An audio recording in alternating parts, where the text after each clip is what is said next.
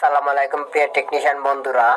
তো মাই ইলেকট্রনিক চ্যানেলের পক্ষ থেকে আবার নতুন একটা ভিডিও নিয়ে আপনাদের মাঝে হাজির হলাম। তো আজকের টপিকটা হচ্ছে SM6186 আইসি টিকন বোর্ড স্যামসাং প্যানেল। এই প্যানেলটি দ্বিতীয়বার আপনারা কীভাবে রিপেয়ারিং করবেন বা মডিফাই করবেন। অনেক ক্ষেত্রে দেখা গেছে আমরা প্রথমত যখন আমাদের কাছে আসে তখন আমরা সিকিউরিটি ট্র্যাক এক সাইড থেকে ডিসকানেক্ট করার পরে রানিং হয়, আবার কিছুদিন পরে আবার শর্ট হয়ে যায়। তখন আমাদের দ্বিতীয় সাইডটা রিপেয়ারিং করতে হয়, বা দ্বিতীয় সাইডটা কীভাবে রিপেয়ারিং আমরা করব বা দ্বিতীয় সাইডটা আমরা সমাধানটা কিভাবে দিব। তো চলেন আমরা দেখে নিই এই কাজটা কীভাবে করতে হবে বা কিভাবে আমি করি। তো এই প্যানেলটি প্রথমত এই সাইডটা কাটটা দিয়েছিলাম, কাটটা দেওয়ার পরে হয় না, তো এই সাইডটা কাটটা দিয়ে প্যানেলটা রানিং করে দিয়েছিলাম। তো এখন আমরা দ্বিতীয়বার রিপেয়ারিং করব। তো প্রথমত আমরা ভোল্টেজগুলি দেখে নিব। তো এখন আমি স্ট্যান্ড বাই রিলিজ করলাম। তো মিটার দিকে ফলো করেন, যেহেতু এক সাইড কাটা আছে তারপর ভোল্টেজটা উইটা পড়ে যায়, অতএব আমার সিকিউরিটি ট্র্যাকে সমস্যা আছে বা সিকিউরিটি ট্র্যাকটা শর্ট আছে। তো এই প্যানেলটি যদি প্রথমত আমাদের কাছে আসে তো তখন আমরা হয়তো এই সেট আর নাতে এই সেট যে কোনো এক সেট ডিসকানেক্ট করার পরে প্যানেলটি রানিং হয়ে যায়।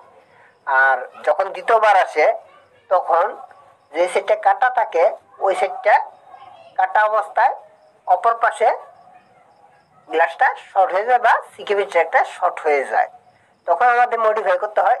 এখন প্রথমত এই সেটটা যেহেতু শর্ট হয় সেই ক্ষেত্রে শর্টটা কিন্তু এই সেটে শু করে। অনেক ক্ষেত্রে এই সেটটা কাটতে দিলে গ্লাসের ভিতরে শর্ট দেখায় না।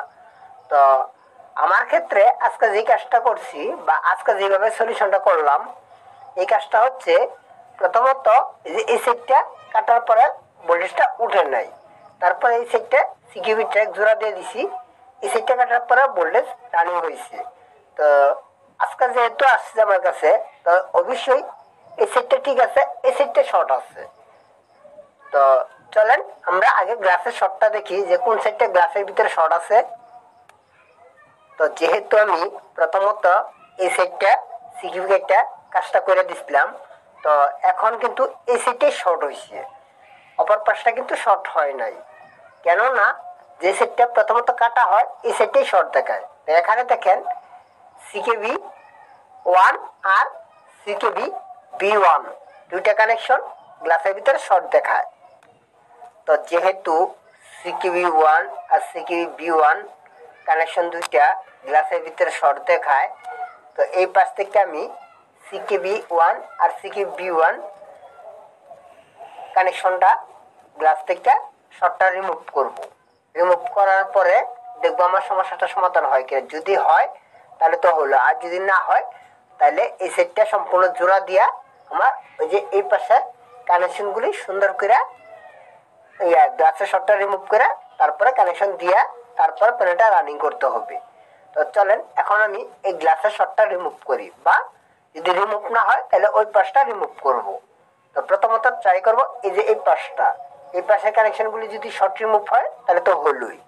তো চলেন এখন আমি গ্লাসের শর্টটা রিমুভ করি। তো হ্যাঁ, এখন আমি গ্লাসের শর্টটা রিমুভ করে নিছি। এই যে এই সেটটা আমার গ্লাসের শর্টটা রিমুভ হয়ে গেছে।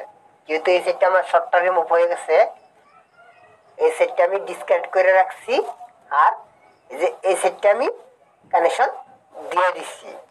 তো এখন আমি এলইডি টিভিটা স্ট্যান্ড বাই রিলিজ করবো, করার পরে দেখবো টিকন বোর্ডের ভোল্টেজগুলি প্রেজেন্ট হয়েছে কিনা বা প্যানেলটা রানিং হয়েছে কিনা।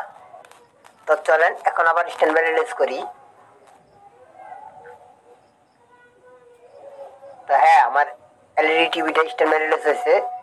তো যেহেতু বিজি ভোল্টেজটা প্রেজেন্ট হয়ে গেছে, অবশ্যই প্যানেলের গ্রাফিক্সটা চলে আসছে। তো চলেন এখন আমরা প্যানেলের গ্রাফিক্সটা দেখি। তো এই যে একদম পারফেক্ট ক্লিয়ার, মানে কোনো সমস্যা নাই, বারটার কিছুই নেই বা গ্রাফিক্সের মধ্যে কোনো ফল্ট নাই।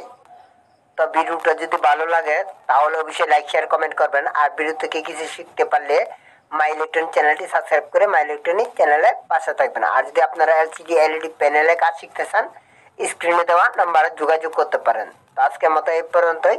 সবাই ভালো থাকবেন, সুস্থ থাকবেন। আল্লাহ হাফেজ।